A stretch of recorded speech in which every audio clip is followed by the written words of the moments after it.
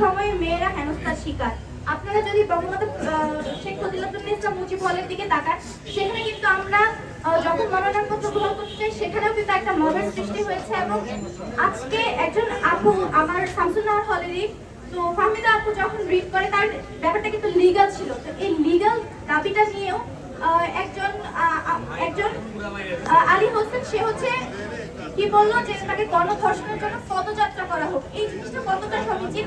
আরেকটা জিনিস আপনি দেখবেন, আমরা কিন্তু এই নারী বান্ধব ক্যাম্পাসের জন্য আজকে পদযাত্রা করেছি, কিন্তু এটা যদি সত্যি এবং শিবিরের যে মানুষজন আছে এই গোষ্ঠীটা বলছি আলী হোসেন তাদের শিবির কর্মী নয়। আমাদের কাছে খুবই যথেষ্ট প্রমাণ আছে, এটা শুধু ট্যাগিং এর জন্য নয়, যেভাবে বলে থাকে আমরা নাকি ট্যাগ দিয়ে ফেলি, এটা আমাদের কাছে প্রমাণ আছে। আর উনি যদি সত্যি শিবির কর্মী না হয় তাহলে আজকে কেন ওনারা আরেকটা পদযাত্রা আমাদের সাথে করলো না? ওনাদের কেন কোনো পদক্ষেপ এখন আমরা দেখতে পেলাম না?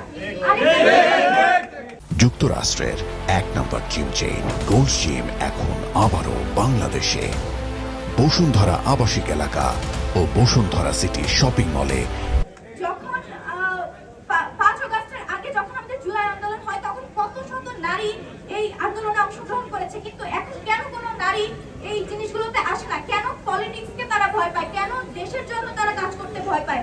কারণ হচ্ছে সাইবার বুলিং। এই সাইবার বুলিং এর জন্যই এখন আমি যদি কোনো একটা আপু বা আমার কোনো জুনিয়রকে বলি যে আপু আসেন আমরা দেশ সম্পর্কে সচেতন হই, আমরা বুঝি আমাদের ক্যাম্পাসকে নিয়ে আমরা নিরাপদে একটা ক্যাম্পাস করি সবাই মিলে, তারা বলে আপু আমরা যদি কোনোভাবে লাইমলাইটে যাই, আমাদের সামনে চলে যায়, আমাদের নামে অনেক কিছু আসে, আমাদের বাবা মায়ের এই জিনিসগুলো দেখে আমরা খুবই হেনস্থার শিকার হই। দেখেন আমরা নর্মাল একটা মেয়ে, আমরা যদি কোনো একটা জায়গায় সাক্ষাৎকার দিই এর নিচে আপনারা দেখবেন কত শত আইডি কত বাজে বাজে কথা বলে, একটা নর্মাল কথা বলে। এই জিনিসগুলো কতটা সমীচীন? আবার শিবির বলে তারা নাকি নারী বান্ধব ক্যাম্পাস আমাদেরকে উপহার দিবে, আসলে কতটা সুন্দর নারী বান্ধব ক্যাম্পাস তারা উপহার দিবে এটা আমরা কালকেই দেখতে পেয়েছি, এবং তারা আজকে কি পদক্ষেপটা নিল এটা আমরা দেখতে পেয়েছি।